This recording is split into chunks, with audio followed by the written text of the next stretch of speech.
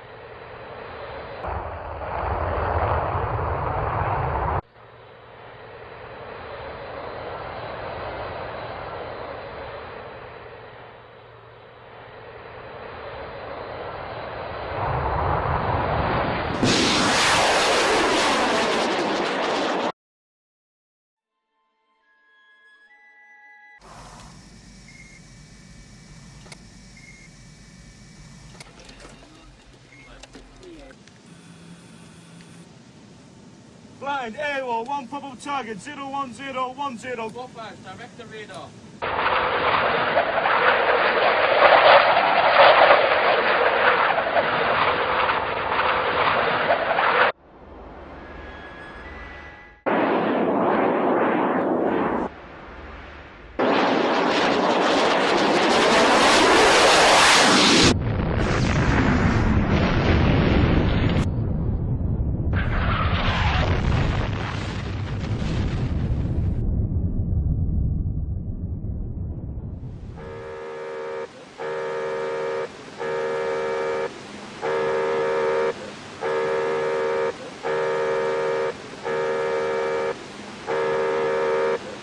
On Hermes, there was alarm and confusion. The attacking aircraft had been totally undetected until it struck. The ship swung away from the attack, and there was the crash of chaff charges being fired, throwing radar deflectors into the air to confuse incoming missiles. Assistance, loaded with firefighting equipment and pumps.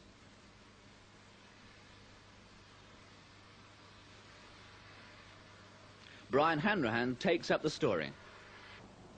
A trickle of Sheffield crewmen continued to come aboard the flagship with minor injuries. They were dazed, but walking from the helicopters with the assistance of the medical orderlies. After 5 hours, the ship was abandoned to the fire. But Sheffield would not sink. After the fire had burned out, she was still there, shrouded in sea mist, but floating upright. Occasional wisps of steam came from the foredeck, where the survivors had gathered waiting to be rescued, and singing, "You've got to look on the bright side of life." After 5 hours, the captain made the painful decision to abandon ship.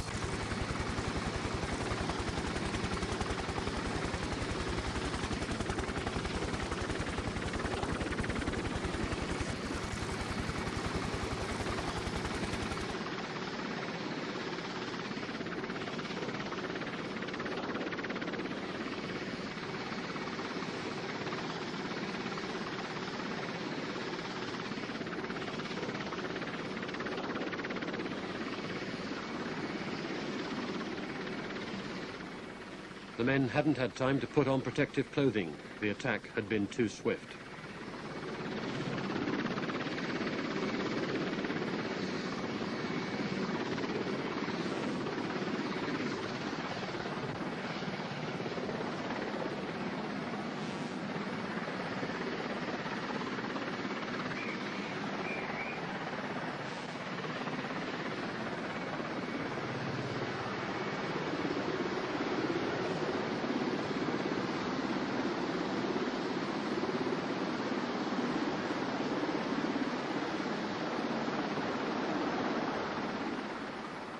"20 men had died, all within minutes of the exocet striking and filling the ship with pungent smoke.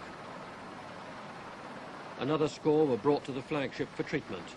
They all survived.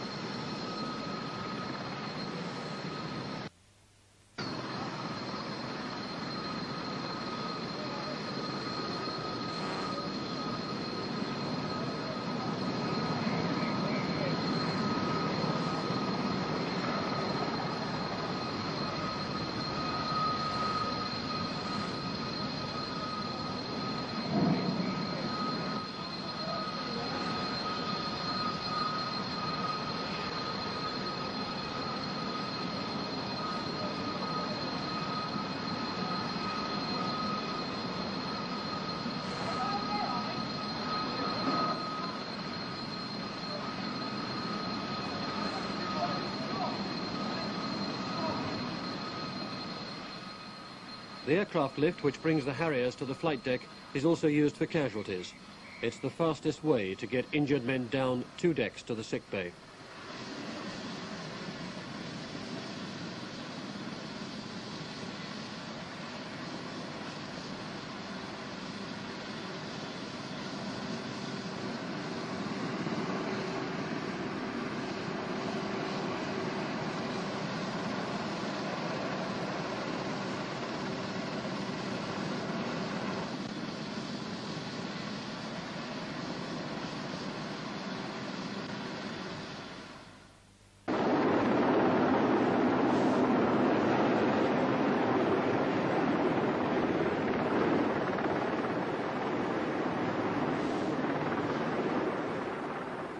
The survivors were distributed around the fleet. The calm seas saved many lives, allowing them all to be taken off.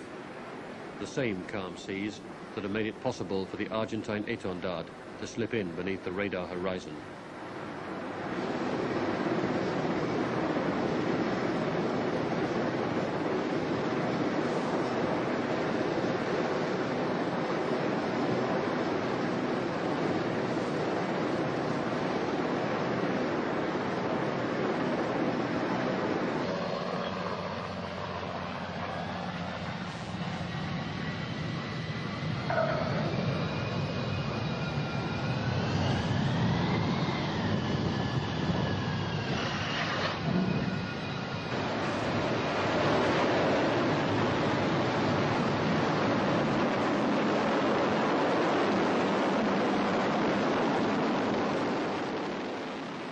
On the same day, we lost a Sea Harrier. It never came back from a bombing mission.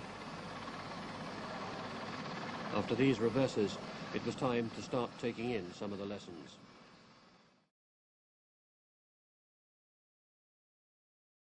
Revision of the way we think in terms of closing up to action stations as a result of Sheffield. And I'll just say again, if we detect enemy contact within 50 miles closing, or that's air contact, or a surface contact within 25 miles, which is approximately exocet missile range release. Then we will go to this on anti-flash, close all doors, hatches and manholes, quarter stand to. That's the end of that particular message. We're now satisfied that there is no longer a threat to us. I can tell you that we're talking about seconds to react rather than minutes. And I'm sure you will appreciate that a missile which comes in less than 12 feet off the deck at very high speed, many hundreds of miles an hour, gives us a very short time of response. And we saw it at a stage at which there was really no time to do anything other than for those who were in the immediate vicinity of the small number of people who saw this missile appearing, only had time to say take cover. And we're talking about 3 or 4 seconds later, the missile striking HMS Sheffield. How much effect did it have? Devastating. It hit the center of the ship, which is the center of all operation, both mechanical and detection and weapon system-wise, about 6 feet above the water level. Damaged 2 large compartments, and when inside the ship, exploded, and exploded outwards and upwards.